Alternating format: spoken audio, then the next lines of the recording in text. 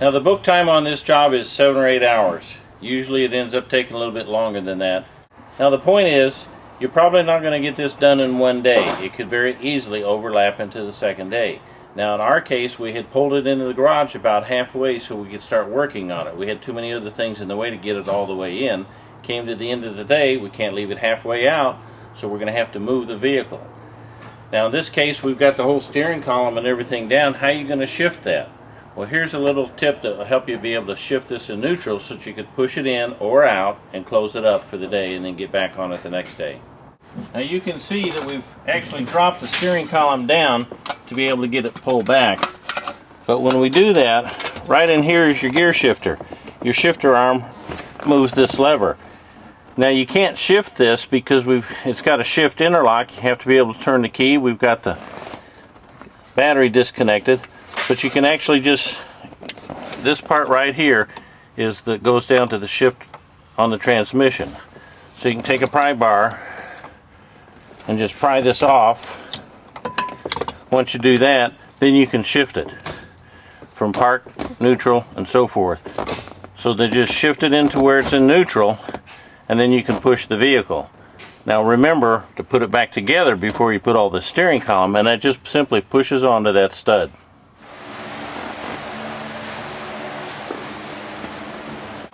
Now if you look right in here, this is the black box that we're talking about that's attached to the firewall. The heater core is right below this little ridge. There's bolts go all along it. We take that off and we can get the heater core out. Got one of these long extensions, makes it a whole lot easier to get into some of these bolts. There's a little cover here. There's 2 bolts that hold it on, and then there's a vacuum line that runs through it. Kind of need to pop it out of there. See the vacuum line.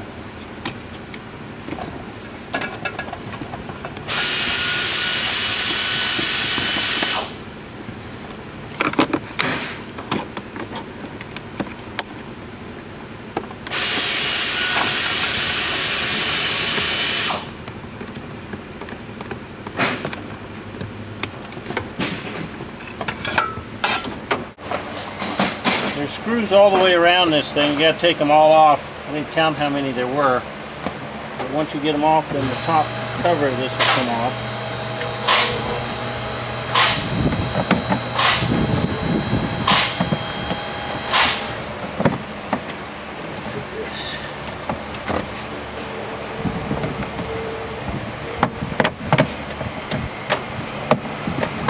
Pretty tight fit. And then here's the heater core.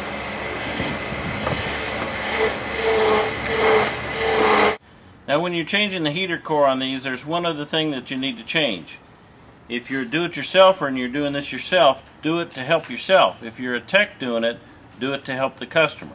Now when we pull the heater core out, in front of it, if you look down here, you're going to see what they call the blend door. Now this door is operated with an actuator motor, and it opens and closes to allow the air to go past the heater core or not. It's very common for these to break, so we need to replace that too. It just simply pops up out of here and comes out like this. Now if you'll notice, this is a plastic knob down here, and it has that little cross match in it. That goes into the actuator. Well, what happens is this plastic breaks. So the actuator that's actually sticking in there is actually turning, but this plastic is broken so the door won't move. The actuator goes in there and opens and closes the door. That allows the air to go either past the heater core or not. Now you simply take this out. It's got a stud at the top. You just pop this out of here.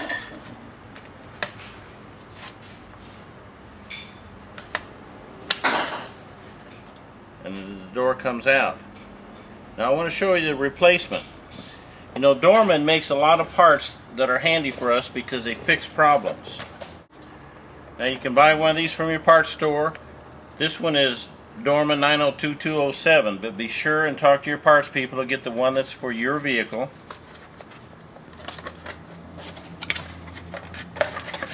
And then here's a new door. But notice on the bottom of it, It's got the same tabs for the pin to stick in, but it has a metal reinforcement around it so that when that cracks in there, it won't split apart.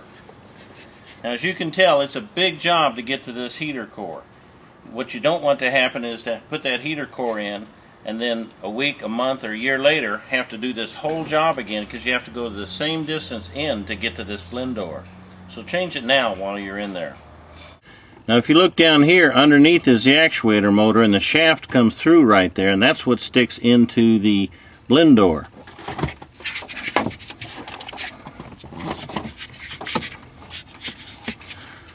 So when we put the blend door in there, you can see that the part here sticks over that shaft. And it is indexed. It's got the one large port on the back, so you can't put it in wrong. It just simply goes like that. So we pop this out. We just simply take the old one, take the new one, and it pops in the top. And now you can see that we've got the new one with the reinforcement on it. Now we're going to leave that off for a minute while we actually take the heater core out, and then we'll put this back together. Now that we've got the blend door out of the way, it's time to remove the heater core. We simply just pull it out because we've already taken it loose on the firewall side. It'll just pull through.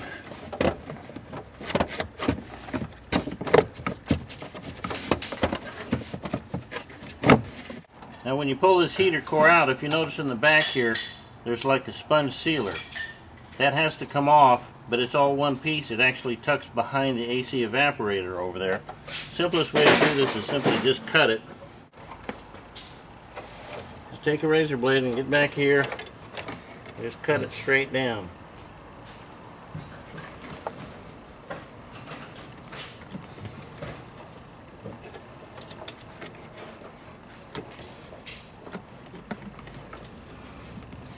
Now it doesn't matter that you're cutting to that, because when we put it back together it'll fit right up to it anyway.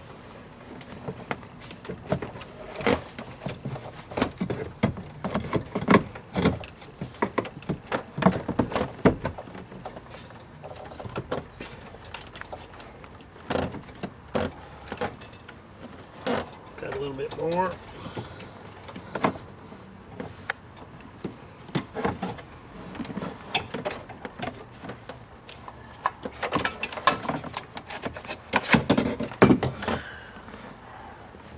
Now there's our heater core. You can see that it truly was leaking.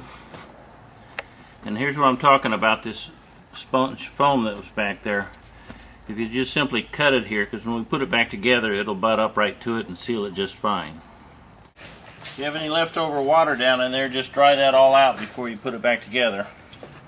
Now you may actually be working on the same type of truck that instead of a heater core is bad, you have the AC evaporator is bad. As you look in here, you can actually see the AC evaporator is right here. So if your complaint is the AC evaporator is bad and you have to replace it, it's basically the same process, except that out front you would have to discharge the air conditioning first. Now when you get a heater core, it's most likely not going to have the weather stripping on it. Some of them do, but if they don't, you just simply have to put it on yourself. It's just got sponge tape with adhesive on the back of it. And you just basically wrap it around.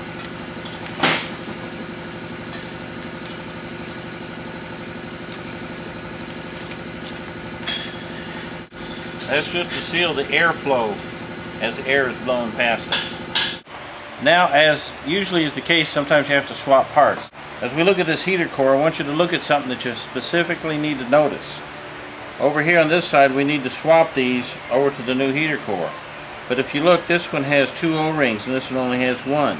Now the reason that is because when we were pulling this out from the firewall, something must have clipped those and peeled those off, because you see they can come off of there pretty easy. If you put it back like this one is going to leak. You do have to have the 2 O-rings, and you'll see that there's a little spacer in there. Now if that's the case, you can look around and try and find them, or like in our case, they're just gone. I don't know where they went, but we have to replace them. And if that's the case, Dorman has come to the rescue again by making a kit for that. Make sure you get the right one for the right vehicle. When you open this up, you can see now you do have the option where you could just go out there under the hood and cut that hose and put it over here, and then you're all set. Or in our case, what I'm going to do is actually just transfer the parts.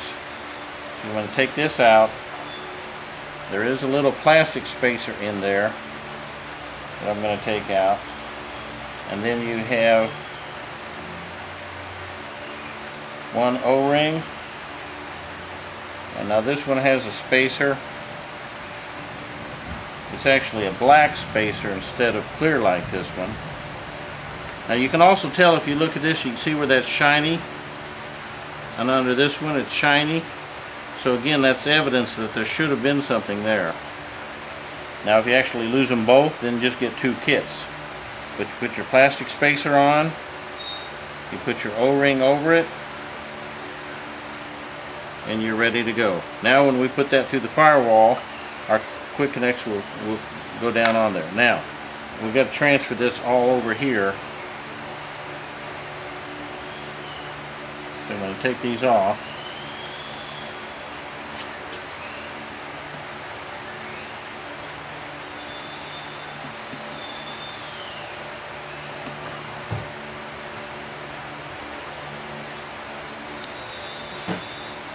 Make sure you've got all your pieces there.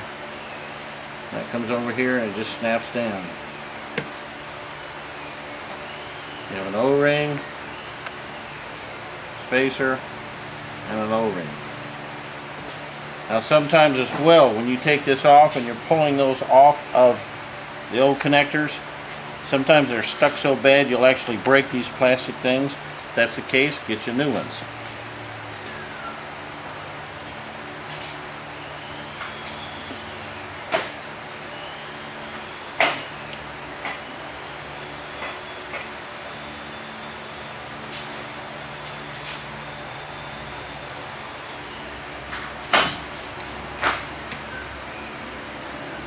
Make sure you got two O-rings and a spacer. Again, you can't see that as well because it's black, but the spacer is in there.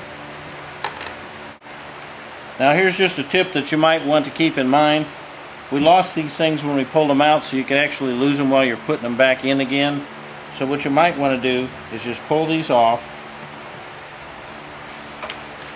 put them in something like in here. I'm going to put them in this container.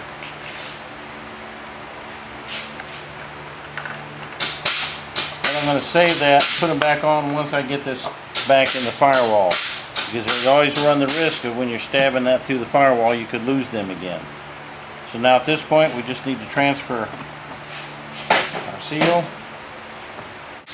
Now we're ready to put this through the firewall, and then from the firewall side, we'll have access to this points, and we can put our quick connect parts back on there then and not risk losing them. Now we're ready to put our heater core back in. First thing to do is just kind of get it twisted around so it'll go in there.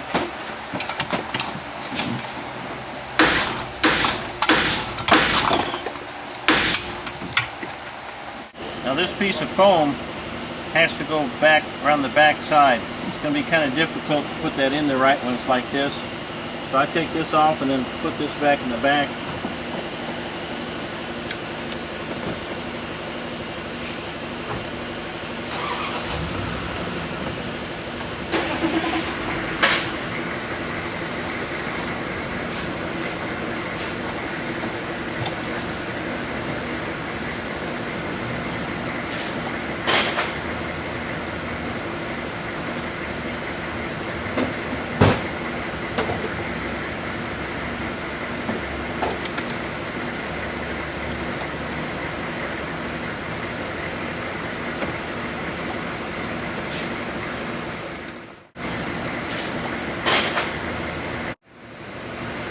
So the foam has to go back behind the black box. If you have it on here, it's pretty hard to get that through there. Now when we went to slide ours down, we ran into a problem. Since this is made to correct the situation with these braking, it's got this little sleeve on the end of it. And you see that that sleeve will slide on that stud. Well, that actually has needs a little more clearance than when it doesn't have it. Here's the remedy for that. Now what I'm talking about down here is that needs to slide over that stud, and there needs to be a little more clearance on the inside. Oftentimes when they cast these plastic things, there's just a little ledge in there that needs to be cut off. So if you take like an X-Acto knife, something that's sharp and pointed, and you get down there, then you just need to put it on the inside and run it around the inside to cut that little ledge off. Just kind of work it back and forth.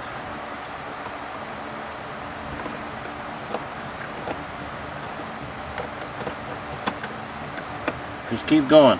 Now if you look from down below and shine the light in there like this, you can actually see what I'm talking about. There's just a little plastic ledge from the casting of that black plastic. And so you just need to take that knife and trim that back. Now when you trim that back, you're going to have some debris in that hole. You need to take an air gun and just blow that out of there.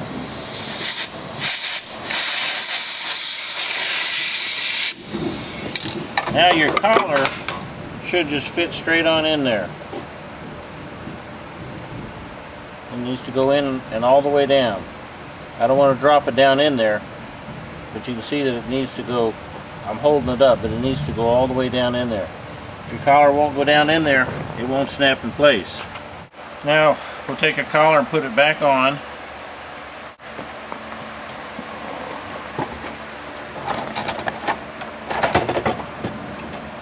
And now our door should slide right in place.